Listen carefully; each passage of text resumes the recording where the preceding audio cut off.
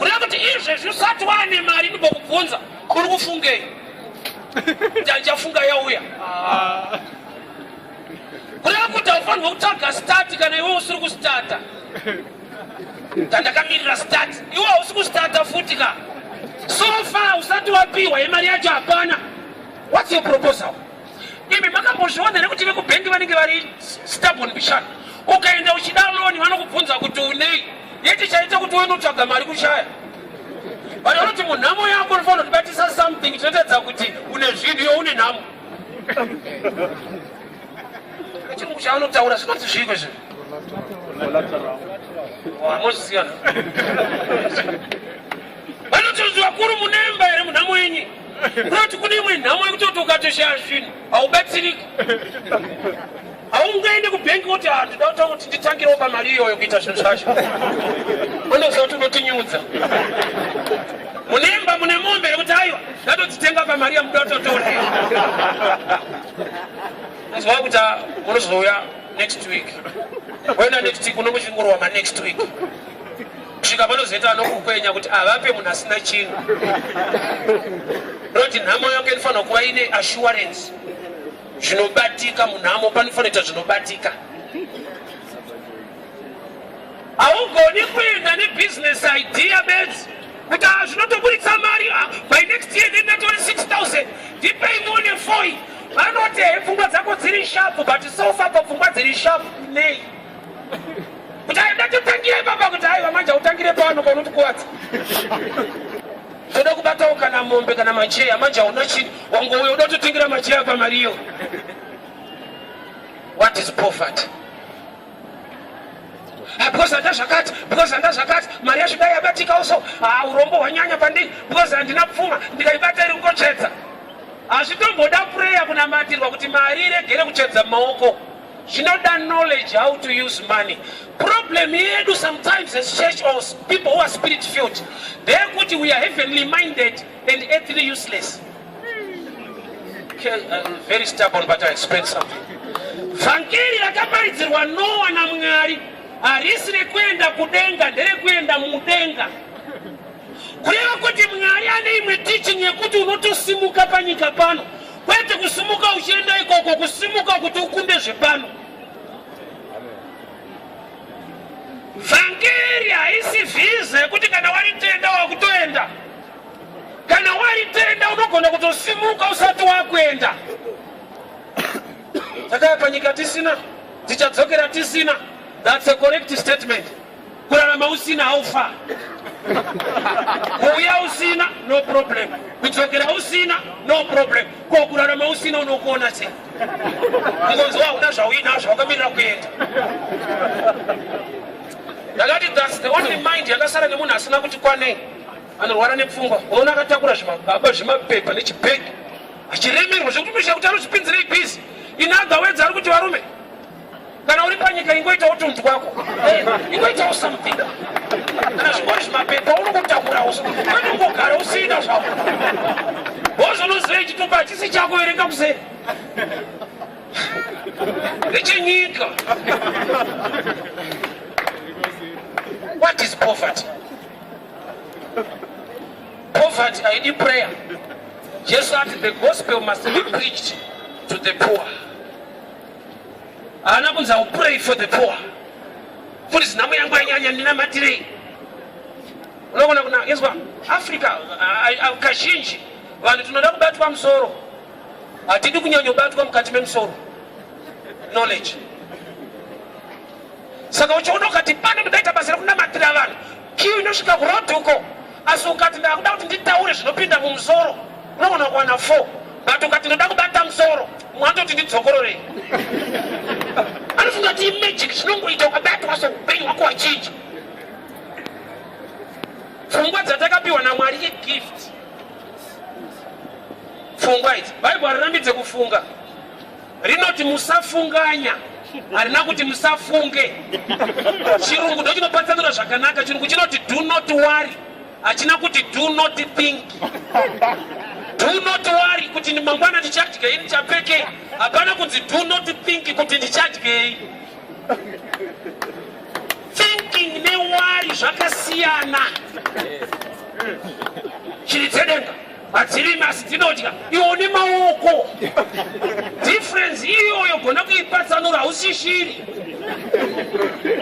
Shiri hadzirime asi anodzipa zvekudya. Iwe regera one mbeu ichitengeswa. Shaona kuti shiri iri nani. Dai perfume yatengeswa tapa kuvarombo. Jesu ndokubvati varombo muchagara muinawo nguva dzose. Zvaitwa nemukadzi weAzviita in preparation of my burial. Kureva kuti chimwe chinotaridza kuti munhu ane poverty mentality kusamakisemiza opportunity kana kuti time yaita rise opportunity. Unoziva here kuti kune munhu akava nedanga remombe nekuda kwelaini refoni malaini efoni harisi business asi rakambova business. Kurati kune rimwe rinogona kuva business nekuda kwenguva kwete nekuti ibusiness. Izvezvi ukada kuchinja laini nemombe kana zondo haupiwa. Kune vakaita matanga emombe nekuda kwemalaini efoni kwete nokuti laini refoni ibusiness. But nguva yatakararama laini rakava business, knowing what to do in time. The sons of Issachar were the commanders of Israel because they had the understanding of times, because they know what to do.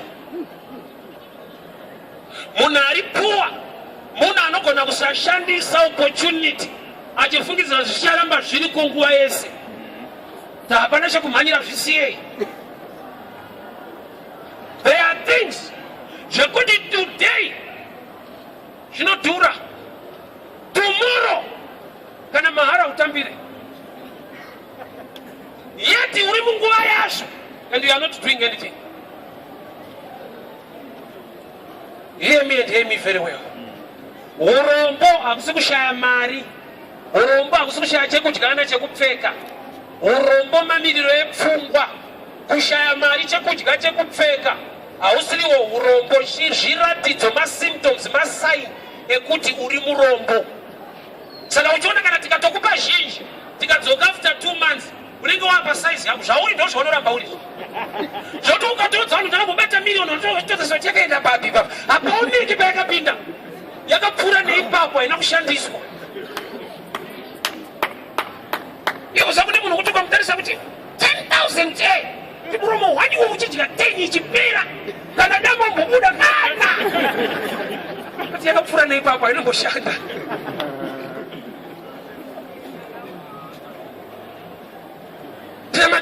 Tibate pfuma ndoti tikabata pfuma hatisi kuona kuti iri kufamba sei. Iwo unofamba sei kana waibata. Pane pamwe pekuti prayer haisi master key. Prayer is one of the keys. There are things in life zvisingade prayer. Zviriko zvinoda prayer. Kingdom yaMwari haina master key, ine makeys. There are things zvinotoda kuti mufundisi namatai declare ibaba. Paul na Silas vari mujeri vakarumbidza Mwari. Cheni dzevasungwa vese dzikadonha pasi. Magedhi ejeri ese akavhurika. But havana kubuda vese.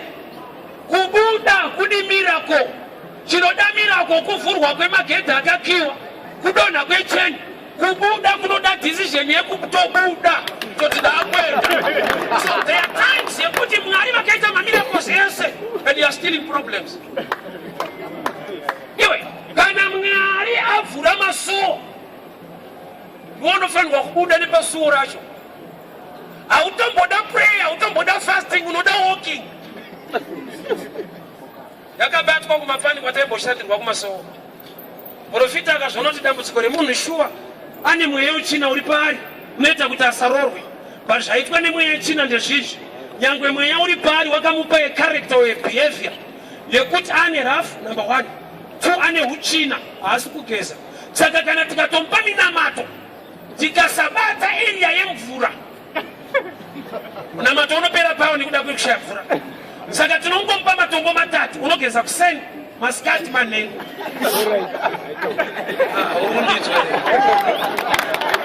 Vagadziriswa nyaya 2 mweya wechina nehuchina zvekuti muprofita akakuti une huchina unoti aone nokuti 20% mwewe china paunuya pamusoro pemunhu unokuchinja, unokupa character inoita kuti kana iwo ukadzingwa unogona kusara uine problem usisina mweya. Saka uchiona ukanamatirwa udone chakadonha ilife yako. Chikuti unoti pamupastor wacho anopawa koma ndikumbotaya kana kumanifesta auchamanifesta ndiwe. I'll repeat. Problem yedu sometimes ndefuta kuti kuona zvichinetsa somwe ichokwadi mweya unoprayalo zvakafana necolonialism. Africa payakacolonizwa independence tikawana zvese tikadi kune chatisina kuva independent kubva kwachiri. The way the colonizer language yaitaura nemafungiro ake. Saka uchiona ukachikora chirungu sona unokunyarira, but murungu akachikora shona unzata try.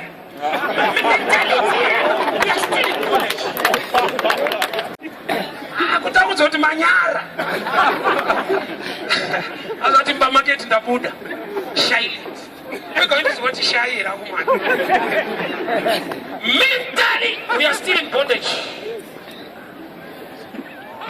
During time yes slave trade vanhu vaitorwa by Kenya force vaiswa matanda kueast lines makori matanda ekuti mumwe akahakwa pano cheni yoiswa mumwe akwa vachiteerana kudai kunoti pane vamwe vakatotiza kubatwa vachiswa muzvikepe. But munhu ari kuendesa vanhu kuslave trade akangwara. Pane vaanobata physically vanenge vapunyuka ovabata mentally. Saka uchiona wesa funda mabhuku ake ndozoti dai ndaendawo akuteerawo unoteera wega. Iwo asari kuti kuenda overseas kuAfrica yeti kwaendwa as slaves apa kwakuendwa as professionals. You need papers to follow.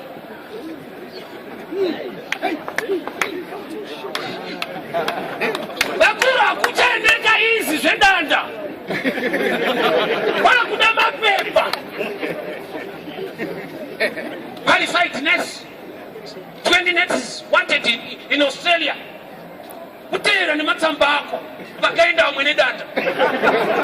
Right, we are still slaves.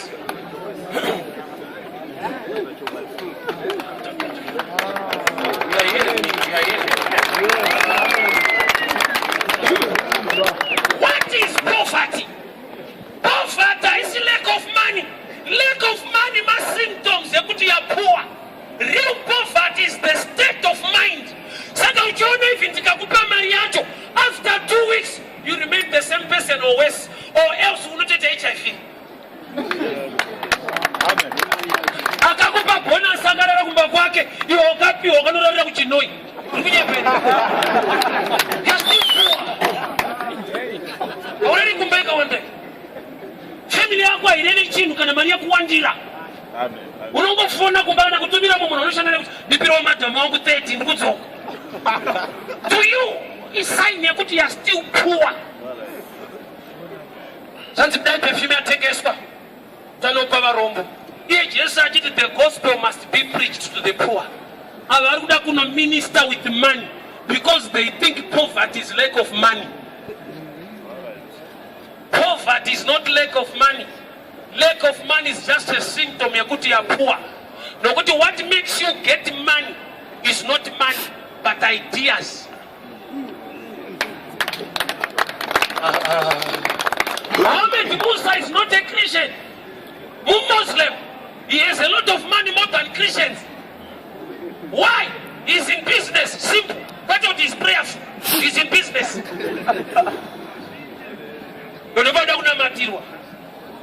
You can bless the work of your hands. Create a blessing. You need what you do, although you are in need. Anozodza musoro wangu na mafuta. Mukombe wangu unofashuka. Mukombe ikapu. Chiri kuzodzwa chi? Musoro unorerei idea. Idea kana yamu musoro. Maresults ezvaunobata iwo overflow. Saka vakuru kana muchidati mukombe ufashuke, make sure mune musoro azodze mukombe anozodza musoro, which is an idea.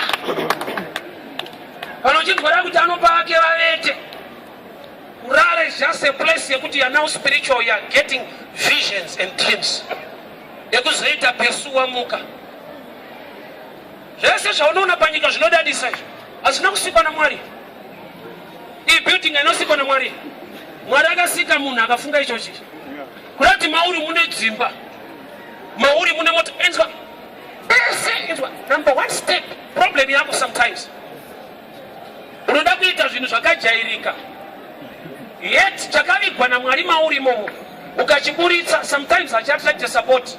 I'll give you this understanding. Munhu ane imwe gift inonzi imagination. Imagination gift.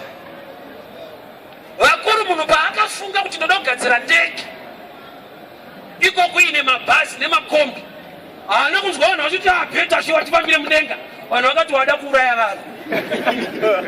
Chinhu chihombe chakazara vanhu chichienda mudenga. Une shuwa. Saka pakutanga kuchigadzira ndokubva atanga aisa mavhiri zvanzi andakuudza achimboenda chinotofamba pasi.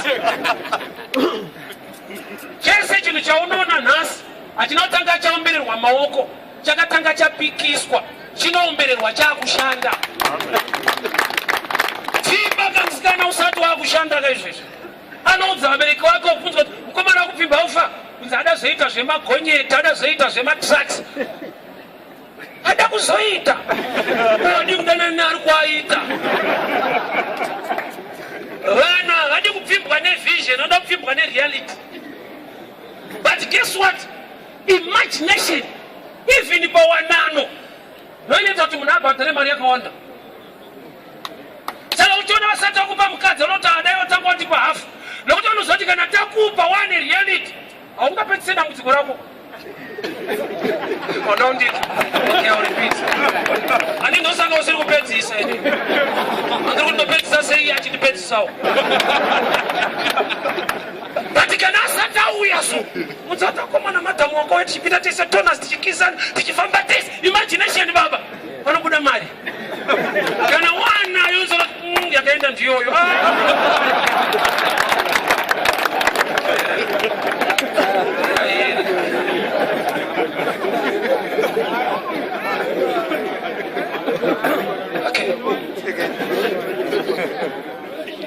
Zvinhu zviri kunamatirwa vanhu nhasi, zvimwe zvacho zvinonida information kana kuti knowledge, but poverty zvainoita inoda kuti uve neshortcut. Varume, prayer haisi shortcut yesituation yawafesa kuti uwane answer.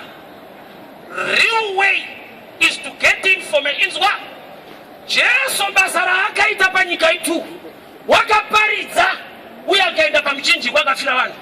Wakapedza nguva zhinji kupreaching than kufa. Pamuchinji kwaana kuita zuva rese, few hours it was done. Wakaspenda 3 years dzake dzeministry dzakawanda in preaching and teaching people. Why? Machallenges mazhinji anoda knowledge, information. It's hard in Africa, especially in Zimbabwe, kuti vanhu vaungane vazare kuchechi nokuti mufundisi wacho anoparidza. Hazviite, vangazare nokuti anoprofita. Why? Poverty mentality. Poverty can rearrange yatinofukidzira kuti ndo gospel, yeti zvinhu zvinowanikwa mugospel. Iwo chinoita kuti profeti venyu vatange vaparidza chii, vanotoziva kuti zvimwe zvacho hazvidi profesi. Hauna kundinzwa, repeat. Ndanga kuchechi kwenyu profeti otora mic kuti ndaona sekuru wako kudai, ndaona sekuru wako kudai, toonana nekustika hama dzangu, unozwa kuti hapana checha. Chinoita kuti profeti vanoona stereo vatange vavhura, vari kuti pane zvimwe zvinokuti ukashaya shoko, no matter ndaona hakuna kwaunoenda. There are things that need knowledge or information. Chinoita atete varere mwana wamusikana, kumurayira hakusi kumupa beauty, kumushepa character. Chino maintain imba character, chinogona kukupa imba beauty. Saka uchoro chinowanikwa naatanga, unorambwa naye anenge atanga iyeyo. Why? As long as beauty iripo pasina character, you become so nomadic. Teta vape munhu beauty. Beauty ndeyako, makeup ndeyako. Vanokupa character mu makeup imo. Zvokuti ukatoshaya character mu makeup unongochingorowa mambamba ma wake up chete. I like it when people laugh. The joy of the Lord is my strength. Mwakandita andu kutata kupalisa unochifara so. Andati mucheme. Wamuna anfuita kuwa serious. Oh my face kana muromo kana kuchema. You know kuti unogona kuita serious. But pasina chiri serious chewanzo. Asha kusukurova. Unoroho karuma muromo. Kana mshamusaka. Umile muromo achukuwa face.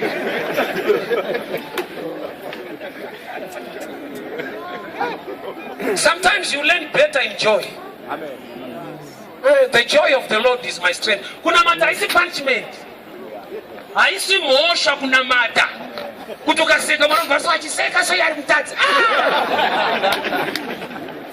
Moosha panti mwama kana kutati mfuraika na ya asumuke. Tibagate shuwa kutisi tukurewesa atisumuke haka. Mukuru. Mwari unoziva kurewesa kana mapukuta maumbi. Makunovhara vanhu vanotisaka uyo areso. Ungonaiwa zvake hapana nyaya. Hapana munhu paachava serious kuprova kuti anoda Mwari. Ari serious ndiMwari wacho akada munhu zvekuti akamupa mwanakomana wake Jesu akamufira kumutini. Hapana pauchafa kuprovira Mwari kuti unomuda. Iye ndiye akatora nzvimbo yako, the word became flesh akaenda pacross. Ari serious haasi munhu anonamata.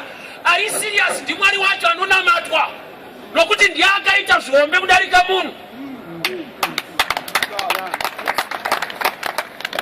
Unofunza kuti Abrahamu mwoyo make anyatsoda kuti ndouraya Isaac. Paakanzi regedza ndofanira kuti akomana bheta. Anozvigona ndiMwari kwete munhu. So poverty, problem yatinayo. People are being prayed for. Nokuti they are poor. Yet the gospel must be preached. What is the gospel? The gospel is good news to the poor, which means you need news, you need information. Kune nawo tisingapere nekuti wazora anointing oil. Varume kana usingazive marketing ye business. Oil haimakete. I'll give you a scripture. 2 Kings 4. Mukadzi akaenda kuna Elisha. Achiti ndakasirwa chikwereti kumba. Haana kunamatirwa. Akaudzwa zvekuita. Haana kuti weya pamind, don't declare mari. Akanzi apa kuda kuhodha. Enda mucommunity yako unokumbira zvitini. Ipapa atotishwa marketing futi. Waibanzi kumbira zvitini paawana zvitini zvakawanda. Isaini inoratidza kuti vanhu vazhinji havasina mafuta mucommunity yake. So he knows where to sell. Nokuti kwaatora emtitini ndokune need. Ndakati papa ndokaifana kuti mukadzi afare kuti papa enda kwemafuta. Kuenda kwemafuta second stage uye inofadza. But panonyanya ufadza banzi enda unokumbira zvitini zvakawanda paawana zvakawanda. Zvamumba aifanirwa kufara Satani mafuta acho. Why? Nokuti mucommunity yake vanhu vane zvitini zviri empty. Iye ega mucommunity ndiani chitini chine something. Iye ati kumba kwangu ndine mafuta mashoma. Ndokubva ndichikumbira zviri empty kune vamwe. Ndokubva awana zviri empty. Kureva kuti kutori empty kunze uyo uchiri right. So there are times yekuti ukasaziva zvauinazvo unofungidzira kuti uri wese. Gamba vari wese havasi kuchema sewe. Akanochema ndiye ane mashoma vari empty vajaira.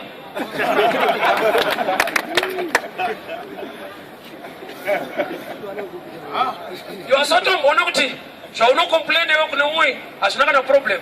Kuti kumana nasika misa lunch anda kudya lunch kune mumwe i-lifestyle ndokudya kawani. Haisitombori kana problem kwari. Hatomboziva kuti lunch kuita sei. Hamukati lunch inguva. Kanenge karafu.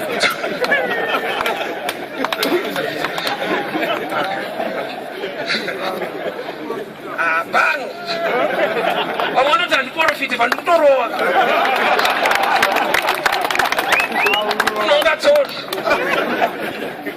I like it. Hear me and hear me very well. Zvanzi dai perfume yatengeswa tanopa kuvarombo. Iye Jesu achida kuadresa varombo akati I must preach the good news to the poor. Kureva kuti kune area yekuti munhu ukamupa mani usina kumupa information wamuraya. Varungu vane saying yekuti aiwo samupe fish mutiche kubata fish.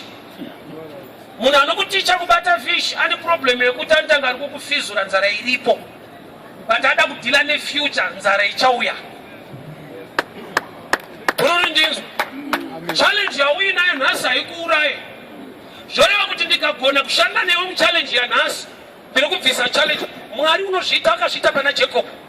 Jacob aenda kumba kwaLabhani akarora akadzi tu akaexperience maproblems ekuti waanoda wacho ndiye waakanonoka kuroora ende paakamuroora akanonoka futi kubereka. Yeti maproblems iwaya Jacob ari kuadresa maproblems efuture yaJacob nokuti Jacob paakaroora after 7 years apiwa Liasiri akashanda dzimwe 7 akapiwa wake waanoda wacho Rachel chai. Rachel ndokunonoka kubereka paakabereka mwana wake unonzi Joseph. Ndo zvakaita kuti vakoma vana vaLeya vagone kutengesa Joseph. Why? Nokuti anga ari mudiki uye mwana wokwamainini. Kureva kuti kunonoka kubereka kwaRachel Mwari vari kugadzirisa nzara ichaitika mangwana. Saka vari kuda mudiki anoenda. Saka kuti patova nemudiki Rachel mbomira sanorwadziwai nokuti kumangwana kune marwadzo atisingade kuti akurwadzei. Ndaifamba nemwe shamwari yangu wasana nemuning'ina wake ndokubva murowa mupamba ndikati ko unodarire mwana wamai vako wadi kutaura naye zvakanaka. Zvikanzi ipapa ndamurowa mupamba aifanira kunditenda. Ndikati wamurowa? Zvikanzi ndamurova kuti asafambe usiku. Saka pandaisa mbama paifanirwa kupinda iri simbi usiku. Saka tangobvisa simbi tichiisa mbama. Saka tinotesuka nokuti simbi inouraya airanga. So kune mwe mbama yekuti kwarowa what thanks. Nokuti ruziva chabviswa ipapa. Akasakurova mbama iyo chinotevera chacho ini kuchikoro kana asingagoneka. Saka ticha anorova nandakamumaka singaiti. Taitobvunzana ko kana muri madofo ndodzenyu chiticha ningari sei ngatanga kudzidzisa pakukwatura nokuti nditaipi yekukwatura sandozvataiisecha taitodzana unofika mashoti 4 kwete unoverenga unopfeka mashoti 4 muchiroverwa kusaverenga zvitatsingaverenga taivirikidza. Saka nauri dofo rutsvaga information yeudofo chenzi chiri kutirovesa kusaverenga iwa kuti saka bvita kupfeka rimwe shoti verenga.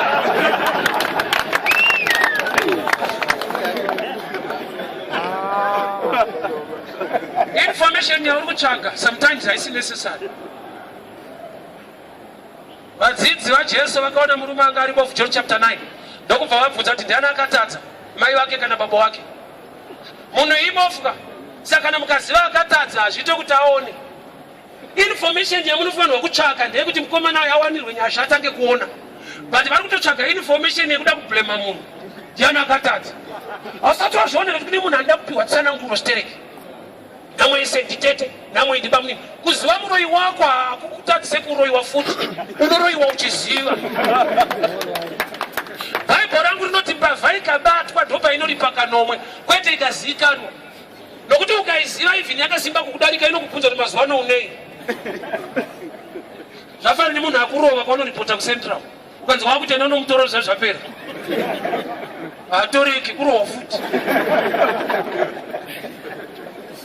Area dzaunofanirwa kuinvesta nekuisa improvement wakati neglecta ukamhanya paprayer line ukati munhu wamwari prayer line ndinamatirei shuwa uchanamatirwa.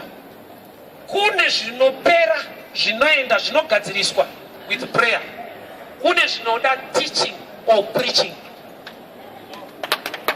Ukaona life yako uchiignore knowledge mwari wacho vanobva ati vanhu vangu vaparara nekushayiwa ruzivo. Langu kura kuti utori wake zveshuwa anotobvuma ndovangwa vati vakuwara. Vanhu vanochengeta hanga pamusha havana kuibvisa manhenga. Vakatora ari mazai musango, zai rinongoreva kuvharika, kusaona, kusaziva. Time time yeignorance ndo time yekutransfer from the right place. Anotorwa ari mazaiswa mudanga huku yogarira. Huku ikachechenya haimbova yakaparidzira hanga nedzimwe huku kuti makasiyana uri angofana kudzokera kumaraini kwenyu. Environment yawachechenywa uri ndo information inorarama mauri. Havasungire hangatamba kuti inozotiza ikoko kusaziva kuti mborani wakabva kuti ndotambo yako.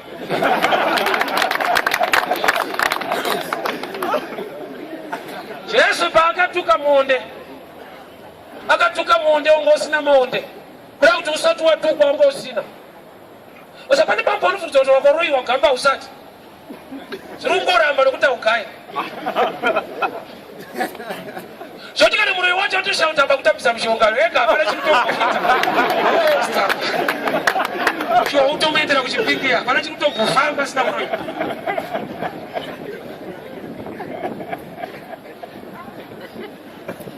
Kune maissues anoda kugadziswa neinformation. We are living in dangerous times as a nation or as continent Africa.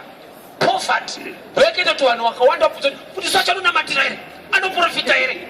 Kuprofita kunamatira vanhu zviripo muna mweya mutsvene mukunamata. Kunonzi kunamata haisi nyaya yekuprofitwa. Kuprofitwa kunowanikwa mukunamata. Bible rangu rinoti the gift of prophecy edifies the church. Chipo chekuprofita chinosimbisa. Kurati munhu wacho anenge atoripo kudhara but chaakuleka ipower. But munhu aripo chinoita munhu chi is the word. Kuprofitwa usina the word unopedzera waye gospel fanatic kana kuti supporter not believer. Amen. Saka chinzwa pakataurwa zva prophet unojamuka. Komba yende mati prophetani. Why? Mauri hausi funded zvekuti pakataurwa kunzi Jesu akana shungu. Asi pakanzi munhu waMwari kuti ai matikani akatopinda wese. Uchitozati hamuna akandipindawo zvangu. Ati pane kwandiri kupinda. Okay, let me help you. Do you know kuti chinhu chiri external it can be polluted? Ndinoti kuti tsime raJacob pakapfura munhu ane utsinye unogona kukanda poison Samaria yese ikafa. But ndoona uri kudada naro itsime riri kunze kwemusha. Tsime nderekuti munhu unogona kutora ndove ukanda vanhu votovaviwa nayo mvura. Tsime repanze rinogona kupolutwa. Another level kukava nenguva yekupisa dry season water table inodzika. You need a new rope. Or else water table inogona kubva yatoti nya mvura yopera. Chinhu chiri out. Saka Jesu paari kuuya ari kuti I give you the living waters dzinorarama dziri mauri. Why? You need something in you, not something on you. I know kuti anointing mwoyo yakaipa. But do you know what is anointing? Amen. Orega ndikubatsire. Anointing hasi mafuta. Asi anointing inogona kushanda kuburikidza zvakafanana netambo dzemagetsi. Magetsi hadzisi tambo. Saka uchinzwa nochiti magetsi aenda tambo hadziende. Magetsi ipower rinogona kutransmitwa kufamba nemutambo. Kuti tinogona kutova netambo dzisina magetsi. Saka ngwarira oil isina anointing ichinzi anointing oil.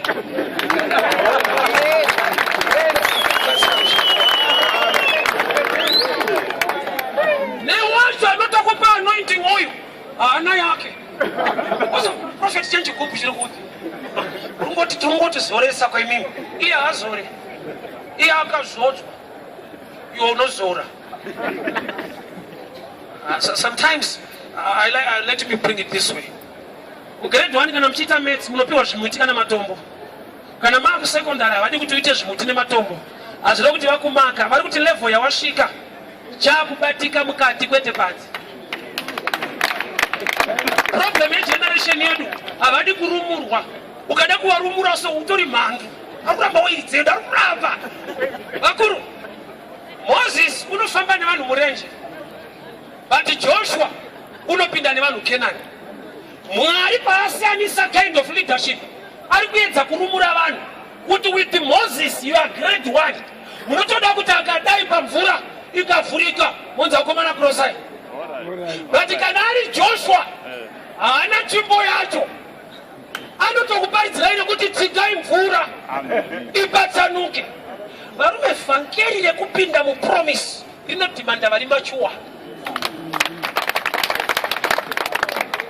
Mai vangu vaindipa mukaka vachiri kutomboshawa variko but havasi kundipa mazuva ano. But vanoramba vachindudza kuti mwanangu ndokuda undiita muchiti nyima zvinhu mabenefits angu. Vari kuziva kuti level of maturity andava nayo ndogona kutenga ndega chimombe. Ndaraungu ndiaitomira akapanga mupeni. Mwana ari kuchema mupe mukaka, mwana ari kuchema mupe mukaka. But izvezvi dai anga aripo, dai ndikamuudza kuti ndiri kunyemwa mukaka aindirova. Why? Anoziva kuti this time ndikabata zamu ndaserious. Mwana wangu aripo, ufana kugara kumba fana. My daughter is here. Maturity, kurumurwa kwevanhu from the wilderness to Canaan, is challenge in our times. Vanhu vada kuramba vari vana vesangano, havasi kuda kumachiwa kuva vana vaMwari. Vanhu havada kuramba vari vana vesangano vanonamatirwa kwete vanonamata. So uno profeti kana asi kunozati hakuna chechi. Munhu waMwari akafamba saka hei. Sota unodzoka rini? Bro, chinonzi chiKristu imwe revival yakaitwa naJesu pacross haisi kufaita enemy, akafaita chechi. Zvanzi keteni raiva muchechi paakadanidzira ari pamuchinjikwa rakatsemuka kubva kumusoro richiuya kuzasi. Keteni ranga riri rei? Rekudivhaidha vanhu pakunamata. Kune vainzi mbombera kogoita mapriest aita akapinda kuhall of the holies voziva pfungwa yaMwari vouya kuzoudza mbombera. This is an Old Testament system. This time, keteni parakatsemurwa naJesu ari kuti hatichada munhu anoendera mumwe kuseri, munhu wese atoo kuseri kwake. Amen. Why? Identity yako according to New Testament, you are a royal priesthood. Une kingdom identity, but the problem wakabatira church identity mwana wesangano. So problem yako usati waparidzirwa kingdom, wakaparidzirwa church. Saka uchiona kunzwa kune zvimwe zvamunotiremekedza nazvo zvokuti unotoshaya kuti vanhu vanotiremekedzerei panyaya. Ukadzinga madhimoni unozoti thank you man of God. Ukaverenga Mark 16 unonzwa richiti if you believe you cast out devils. Yes. Wait if you become prophet, pastor, evangelist, if you believe. Zvinotoitwa nabeliever zvacho unotofunga kuti zvinoitwa naman of God. Yes. Abata maiso out mototi auya dai vatotanga kuita mega. Zvinoitwa nabeliever kwete prophet. Problem hauna kuparidzirwa kingdom, makaudzwa chechi. Amen. Vakuru mune right imimi yekutsvaga Mwari nekunzwa Mwari. Chatakasiyana zvipo, chatakafanana identity. Kuverenga Bhaibheri hachisi chipo chido. Baba waverenga kuti mafundisi vanoverenga because vane zvipo zvacho. Hakuna chipo chekuverenga, kune chido.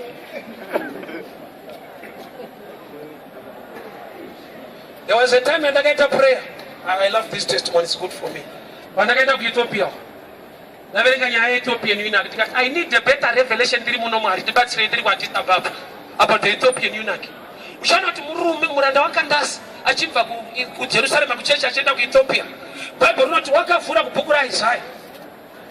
Achiverenga but asiri kunzwa kuti rinorevei. Asiri kunzwa kudaro Mwari ndokubva vanzwa kuti haasi kunzwa. Ndokubva vamutumira Philip anotsanangura. Kureva kuti pakuverenga Bhaibheri kana uine chido chete it's enough. Kusanzwa nekunzwa isi problem yako. Mwari unotoziva kuti this word rinoneeda a spiritual level. Saka uyu paaiverenga Bhaibheri asingarinzwi, Mwari ndokubva vanzwa kuti hanzwe, ndokubva vamutumira munhu. Kureva zvinoita kuti Mwari vakukodzere kunzwa kusanzwa. Zviripa uye kana uchinzwa, kureva kuti kuriverenga chido chega chido chinodenda Mwari. Iwe chida hauna mfudza kuti zvipo. Ile Bible lacho hauna futi. Una Bible. What is silly? Asa kwanda wana. Bible lakauma kuti utengo unozwa kuti akomana Bible. Asitikati oil 10. Line rinodai. Bible kana ikateta 9 antanga pa oil. Varume kune zvinonita information. Wewe watenga yese ma version na uya kai. Diki yacho, ombe yacho, wakati yacho. Bible kuti King James NIV una urungo improve kuma oil kuti yauya yacho. Marispendi manyowane. Shiri outside, chine danger one. It can be polluted. Simera Jacob mukavimba naro. Uwe kupisa kwezuva rinogona kupwa. Shera ngosvika kudzimeka uko anogona kuita zvaanoda kuita. But Jesu ari kuti kudinda uye inini with a new level. Jesu haana kutuka. Ta Jacob akapaita marina nebasa rese. Inonzi revival haisi rival. Kuimprove hakusi kupikisa. Color TV haipikise black and white. Iri kungozivisa vanhu kuti makanyeperwa sheti ndered.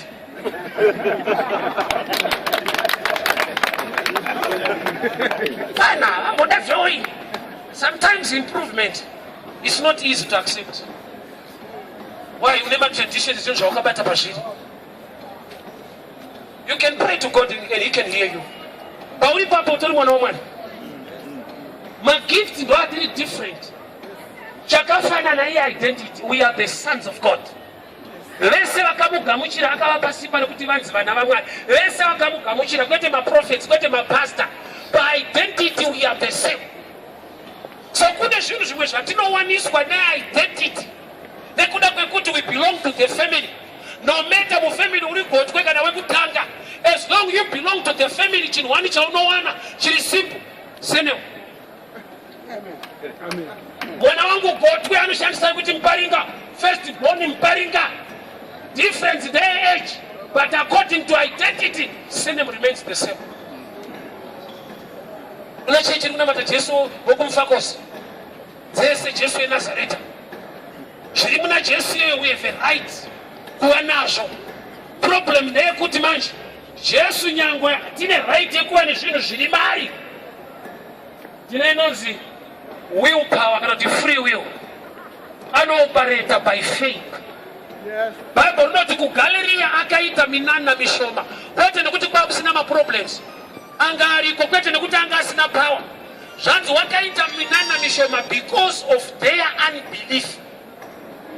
Kureva kuti the level yekutenda nekuzvigamuchira. Unobereka vana 100 iwe. Iwe murume uri papa unobereka vana 40. Zvinoita kuti ubereke 3 family planning. Kurati wakatolimita mwari akakupa 40 kwabudisa 3.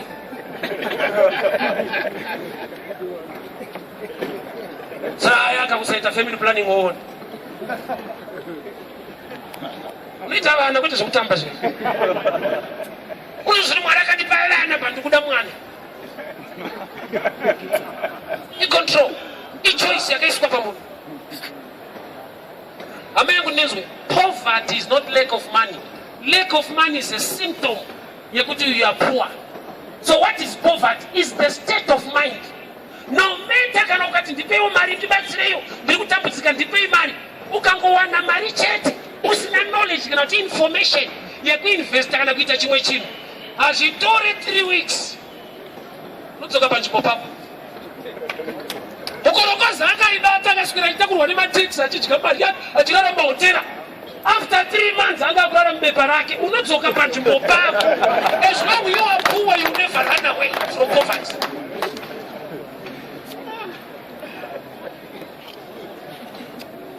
Ai mwari atiwanira nyasha. Vanhu vanamatirwa stereka. Chaleka muvanhu is knowledge, information. Unoziva kuti kune zvimwe zvekuti no matter how powerful the pastor is, kana pachileka chinhu ichocho, you will never get what you are looking for. Chakaita sechipi, I'll help you. I do not believe in prayer. Tikatokunamatira sekuti mwari munhu ari kuda basa muitewo engineer. Declare ndataura nyasha. Mangwana panzi parudiwa engineer. I'll apply. Nekuti unotoziva kuti vari kubvunza maqualifications kwete prayer. Haungaende kuti ndakupasa hangu but munamato wakabatwa. Prophet vakadeclare haupinde. We are not heavenly minded to be earthly useless. Mwari achitipa salvation, akatipa Jesu. Jesu haana kungotipa nokuti auya. Akaenda pamuchinjikwa. Cross is many made. Chakaenda pa cross is from above. So kana takaponeswa na Jesu akaenda pamuchinjikwa, kuti tikabvisa muchinjikwa panonetsa kuti atiponese. Nokuti waifanirwa kuti ponesa ari pamuchinjikwa, of which muchinjikwa chinhu chiri many made, which means pese paunopiwa help naMwari, make sure what you know and what you do is behind. Kuti chibate. Abraham akaprofita kuti gore rinouya mangwana, gore rinouya uchava nemwana. Girls dzakuenda ndova dzakaziva kuti vhangeri harina kupera, taprofita munhu chete. Munhu haabudire nechiprofita bedzi. Anoda ma-questions not information. Girls ndova dzati kuti, where is Sarah your wife? Which means ukanzwa paprofit kwa Isaac, equation yacho kuti ibude, make sure you know where Sarah is. Ukasaziva kuna Sarah, ukangota receive Isaac, gore rinopera. Saka uchiona wa receive zvakawanda una chinhu. Unotofuta kuti prophet havaone, vanoona. Iyo dai mota dzataka receive inini, dzapo dai nekaseuzi. Yomota mumwe yangu kuti dzekutamba. Every service I take my car. Take my car. Sikandaza not. Atisukutoreka. Sasa usakuna matamebisa oviteta ngesho kungoita zvekutandara so. Wototozota aiwa kungotaura kusimbisana. Yeti zvinhu zviri real, but chiri missing I see prophet chete in knowledge on what to do. Elisha akati mangwana nenguva inotadya zvakanaka. Chiprofita hachina kuenda notora chikafu. Lepers, 4 lepers. Ndio wakafamba. Varume panoda walking, panotoda walking, no matter how prophetic you are. Jesu achiparidza akakumira bhoti rapita, akamira mubhoti rapita. Kuna kuti shoko anaro riri powerful, but pekutsika anotoda zvine munhu. Hear me and hear me very well. Zanzi daita tengesa perfume. Mari taendesa kuvarombo. Vari kuda kupedza urombo with money. Yet urombo is lack of money. Lack of money is a symptom yekuti people are poor. Munhu kana ari murombo mentality kana ukamupa mari yakadii, so after 2 months uchaona kuti wakapa murombo mari. Haigadziriswe nekuti munhu awana mari. Varume, kune vanhu vakaibata. Dai waimbobvunza vanhu. Yaakabata yacho ukamutarisa zvaari so anotanga kunyepa. What 20,000 iwewe?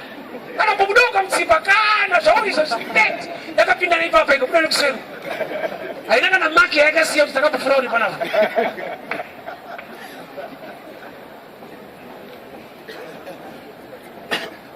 Idea inorarama kwemakore, mari inospendwa, idea inoramba ichiita ichigenerata zvinhu. Munhu anoita mari yekutumirwa nehama akasiyana nemunhu anoshanda kuti awane mari yacho. Saka uchiona hama yacho ikafa, machemero anoita anokuratidza kuti ndiye afa. Haacheme nhamo yaitika, anochema nhamo iri kuitika pano. Akati munhu akafanana nemunhu anogara kumba kwatsano. Sisi vakarambwa, unanidhi yekubvunza kuti ndini haufa. Kubatirana bhegi, ko ndovarambwa vakagarirwa. Ungati batitsano ichitokemerana.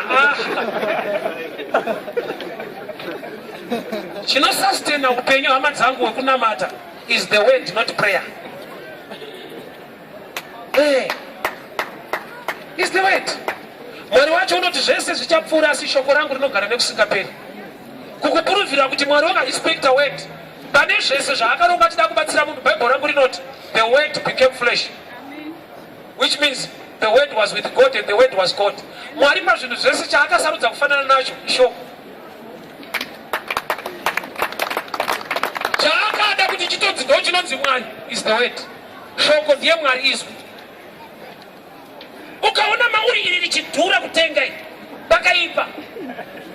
Handimbokuvanzira iri shoko racho hauna unongopinda chechi chete. Profeti vachanamata vachadeclare. Ichi chikashe Jesu akaita 3 years achiparidza. Few hours per cross.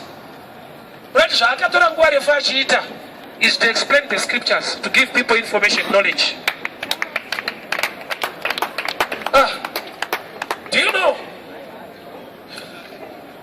But information yawina inokubatsira kupedza dambudziko rawinaro. I'll give this example. Chiremba akafunda ane degree, but ukaenda kuchipatara sei achikubvunza iwe chiti ndine mudumbu, haangomhanya notora mushonga wokupa, anotobvunza une mudumbu macho wakadyei madeko. Kana uchitanga kufunda kutonhorwa unonzwa akubvunza kuti wakamboenda kuchirundu kana kuti ukaripa. Ari kuti yekuti une malaria maybe ndiyo, but kuziva kuti wakambotravera izvi hazvidzidzwa kuchikoro kwedu. Izvi ndo zvinodzidzwa newacho ari kurwara, kuzivawo kuti ndakadya beans saka kufufutirwa. Unofanirwa kuziva, munhamo yakuiziva. Elisha is a true prophet of God. 2 Kings chapter 6. Murume akarasikirwa nedemo akabvunzwa nemuprofita anoona kuti rawira nechepapi. Sei abvunza iye ari muprofita anoona? Ari kuti kwausiri kuona handibvunze, ndobvunzawo panotoonekwa nevasingaprofite. Usikundinzwa waita kuti raenda kupi rawira zvepamusoro apa zivaiwo tsana. Todati taprofite paumpe kuti usina kuprofita unondorawira nechapa. Andukaganda chine mvura unotoona chapinda nepapa. Todati paprofitwa ipapa. Kuti konovaravigana aiwa akaona. So there are times that we are praying for people. Yet number one issue, they must be able to recognize. Kuti chinoita kuti murume andirove irafu. Kwedu kune mweya but apa pari kutaurisa apa. Wasapamwe pachoona. Kuti ameno mhepo dzekwedu kwaiwa utaurisa. Rawira nechepapi. Udaprofitwa zvese. Nongaita goti baba. Vachaenda ndipa but surface ndeyako. Go surface. Iwo chititi go deeper ndobva ndandirova surface. Tiende deeper. Yawira nechepapi. Miracle ndobva yaitwa demo ndobva radzoka pamusoro pemvura. Imiracle yaitwa. Chaita kuti demo riwire mvura. Vamwe asiri kuwira mvura. Ndane pfungwa yekuti murume uyu ane loose connection pamusoro wedemo rake. Haisi Jorodhani inonyudza matemo nokuti vamwe hasi kunyura. Isaini yekuti tsano havana kusunga mushe demo. Saka kana miracle ikaitwa demo rikadzoka vakasasunga futi varinowira futi. Jesu amutsa mwana angafa. Akati kuvabereki vake mubikirei adye. In other words ari kuti kana angafa nemweya yechina nezvirwere ndamumutsa. But mukasabika anofa futi ne-lack of food. Zvamunogona bikai zvemweya yatoita. Jesu kuti tikuona mweya namatari munhu wamwari declare pamwe pacho geza. Usamuparidza kuti unotenga unakona mweya. Be disciplined. Ndiri kuvengwa kubasa haunonoke here. Baba pasurface gare ndichipaona pari kuvira nedemo. Ita kuti ndiri kuzvishaya because ndokasika ndinoshanda nesimba kwete kuti une nungo unononoka woti handizoti unondivekere isurface unononoka. And prayer ikubatire time, discipline ndio inokubatisa time. Ndikakunamatira uende kubasa na 8 kuenda kubasa na 8 haisi prayer kumuka. Self discipline hazvinogoda prophet. Kungotemba prayer takandamatirwa haripere rinopera. Rawira nechepa surface knowledge iri pasurface ndeyako. Zvakavanzika ndo zvaJehovha. Zviri pachena akapa vanakomana vevanhu kuti vazive. Saka ukaita problem yezvinhu zviri pachena hudi Mwari. Andinozati Mwari mubatsiri wevanhu. But pane zvimwe zvekuti Mwari wacho hakubatsire, iye ari mubatsiri. I can prove to you the scripture. Mwari pavakasika Adamu vakaendesa kuna Eve, vakati ndakupa mubatsiri. Ko Mwari madingo ndibatsira murimi.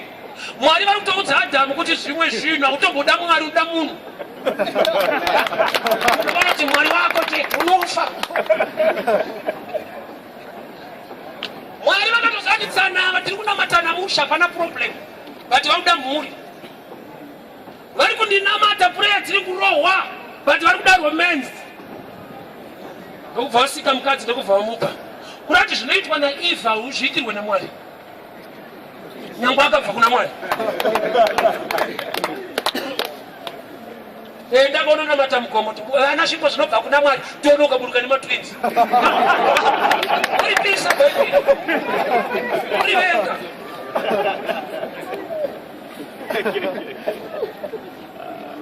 There are things hidden in men. So in life can also have humility. Usina respect for others. You are missing a lot. Shamwari. Nokuti zvimwe shamwari zvakaiswa mu others in men. Unzwa munhu achipoza kuti zvandakanakira handitsike kumba kwemunhu ndozvawakatoipira kuipa. Hakusi kunaka kuipa nokuti why? You are missing something in men. Kana Mwari vachida kupedza nzara yevana vaJacob vanoisa wisdom nefavor muna Joseph. Mukamutengesa anonotanga kusorovha nzara yeikoko kwete kwenyu. But anga ari wenyu. Inikarenda kuti Joseph maybe gift yake inopareta mushe kana ari kuEgypt. Inopareta kwa respect. Nokuti nzara yanga iri kwese. Nzara yakabata Canaan nekuEgypt. Kuti chero kwaari ndiane wisdom dzacho. Afunge mushe kana ari kuEgypt. Pfungwa dzacho ndiye anadzo wedza kuEgypt kana kuti kuCanaan. Ndiye ane solution mumakore waya. Saka vakamutengesa, vakatengesa information vachifudzwa kuti munhu, vakatengesa favor, vakatengesa answer vachifudzwa kuti munhu. Kutengesa Joseph mari 30 cents, kumuteera mari masaga nemasaga emari. Ndoti pamwe pacho unorasa 30 cents uzoitsvaga ne1000. Aunda kundenzwa. Zvinhu zvautadza kurespekta nhasi zvinodhura. Zvaita sekunge zvakachipa nokuti zvinewe nokuti hauoni zvinodhura. Shamwari ndakanamata kuti Mwari ndipe mukadzi muchaindi. Uko mukadzi akanaka anobva kuna Mwari. Ende wawada Mwari taipesa naye. Mwari ndokubva amupa mutete, ndokubva adzokera kukureku. Ndakati giant. Mweya mutsvene ndokubva angomuzezera zvikanzi fidha uone. Ndokubva akati ndoda akafidha.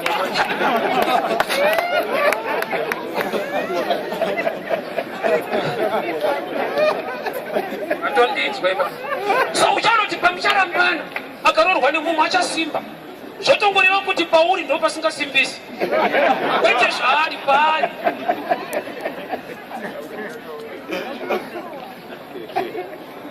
I'm sure my time is up. Where are guys? Ana upedzi kana vaenda. Ichiri lunch here. Let me finish this text. So from today, baba vakauya nemwana wavo vakaripota kuna Jesu kuti ndakambouya naye kuvadzidzi vako vakamutadza. Jesu ndokubva dzinga mweya tsvina. Vadzidzi vabvunza ndokubva Jesu ati zverudzi urwu zvinoda kunyengetera kuzhinji nekutsanya. Jesu akaudza vadzidzi vake chavanga vapotsa kunyengetera kuzhinji nekutsanya kuti vadzinge zverudzi urwu. Saka kana zvinhu zvine marudzi nemarudzi unofanira kuenda pachikona woti Mwari, give me the information of what to do concerning this. Nokuti pamwe pacho pauri kutsvaga prayer, you must look for information. Lack of knowledge haitwe shortcut neprayer. You don't pray to get information, you start and research and learn from others to acquire information. Kune imwe sign ya wisdom kuva ne teachable spirit no matter you are a teacher. Do you know kuti murume unonzi Solomon paakasorovha nyaya yevakadzi vainetsera namwana haisi nyaya yekuti akafunga stereki, inyaya yekuti akagona kudzidza kubva kune vamwe nokuti zvakamboitika. Mwanhu ati copy, let me give you. Vakadzi vairwira namwana nyaya iyi haisi first time, yakamboitika but haina kuitika kuvakadzi, yakaitika pakati paMwari naAbhurahamu.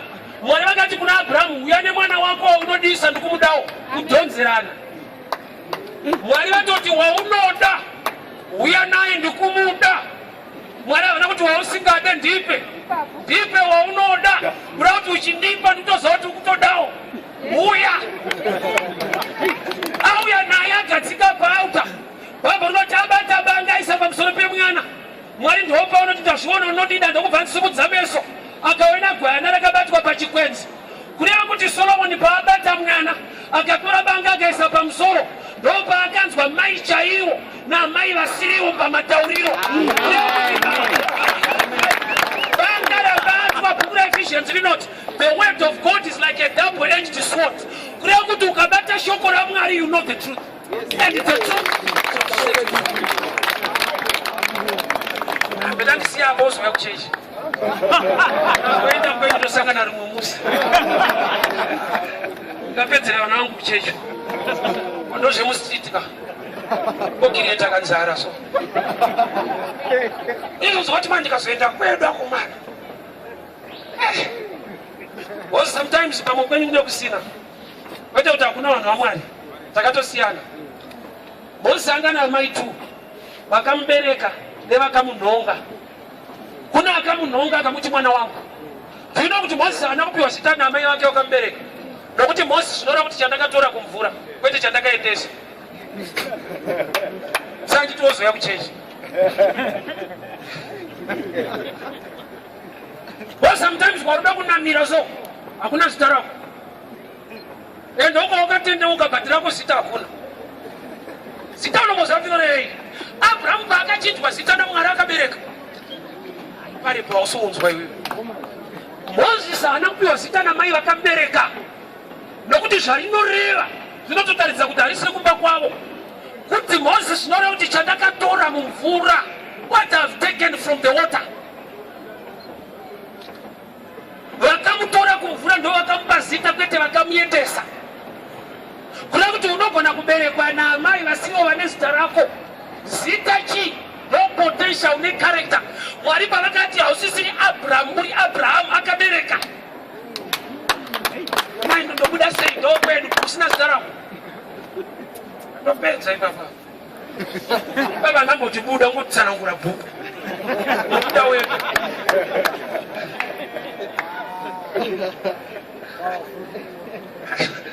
Baritso. Hear me. Amai vakamunhonga havana mukaka. But vane security. Nokuti mazuva aberekwa kune death sentence. Mwana mukomana wese aberekwa wechiHebrew ngafi. So aberekwa pa wrong time. Chamusastena is the wrong mother. Unondizwa. Amai vake vakamubereka vamubereka munguva isingaite. Iri kuuraiwa vana vakomana vechiHebrew. Saka chaivo vakamubereka vamubereka wrong time. Vachaita kuti ararame wrong time is the wrong mother. Vakuklema kuti ndo mai vake. Unaonzwa here. Zokora futi. Mai vakamubereka wrong time. Irikunzi vana vese ngavauraiwa vechiHebrew vakomana. Saka mai vake vamubereka wrong time. Vachaita kuti ararame is the wrong mother.